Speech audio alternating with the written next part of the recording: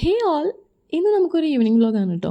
Evening vlog എന്ന് പറയുമ്പോൾ പുറത്തേക്ക് എവിടെയും പോകണില്ല, വീട്ടിൽ തന്നെയുള്ള എൻ്റെ ഒരു ചെറിയ ഈവനിങ്, അതായത് കുറച്ച് നേരം കുറച്ച് വർക്ക്സ് ഒക്കെ ഉണ്ടായിരുന്നു. അതൊക്കെ കഴിഞ്ഞ് ഉറക്കമൊക്കെ പാസ്സാക്കി ഞാൻ എഴുന്നേറ്റപ്പോഴേക്കും ക്ലൈമറ്റ് വേറൊരു മൂഡായിരുന്നു. മഴ ഇപ്പം പെയ്യും എന്നുള്ള സിഗ്നൽ ഓൾറെഡി നമുക്ക് തന്നിട്ടുണ്ട്. എനിക്ക് you know guys, Bangalore is famous in whether. അത് കുറച്ച് ക്ലീശയാണ്, എന്നാലും എൻ്റെ ഫേവറേറ്റ് ആണ് കേട്ടോ ഈ വെദർ എന്ന് പറയുന്നത്. And always hydrate yourself guys. ചൂടാണെങ്കിലും മഴയാണെങ്കിലും നന്നായിട്ട് വെള്ളം കുടിച്ചോളൂ. മഴ ഇപ്പം പെയ്യും എന്നുള്ള സിറ്റുവേഷൻ ആയതുകൊണ്ട് തന്നെ കുറച്ച് നേരം ഞാൻ അവിടെ തന്നെ ഇരുന്ന് അവിടെ ഇവിടെയൊക്കെ വായി നോക്കി കുറച്ച് നേരം അങ്ങനെ ഇരുന്നു. മഴ പെയ്താൽ അതൊന്ന് ആസ്വദിക്കാമെന്ന് കരുതി. പെയ്തില്ല പക്ഷെ. അപ്പോഴേക്കും ഞാനൊരു ചായയൊക്കെ ഇട്ട് വീണ്ടും ഇവിടെ തന്നെ വന്നിരുന്നു. ഇതെൻ്റെ റൂമാണ് കേട്ടോ. എൻ്റെ റൂമിലെ ഏറ്റവും ഫേവറേറ്റ് ആയിട്ടുള്ള ഒരു സ്പേസ് ആണിത്. ഇവിടെ നല്ല രസമാണ് ഇങ്ങനെ ഇരുന്ന പുറത്തേക്കൊക്കെ പോയി ഇങ്ങനെ വായി നോക്കിക്കൊണ്ടിരിക്കാം. അപ്പോഴേക്കും ആശാനിങ് എത്തി.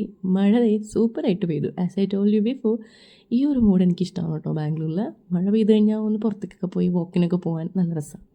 കുറച്ചധികം ഷോർട്സ് കിട്ടി. And this was unexpected.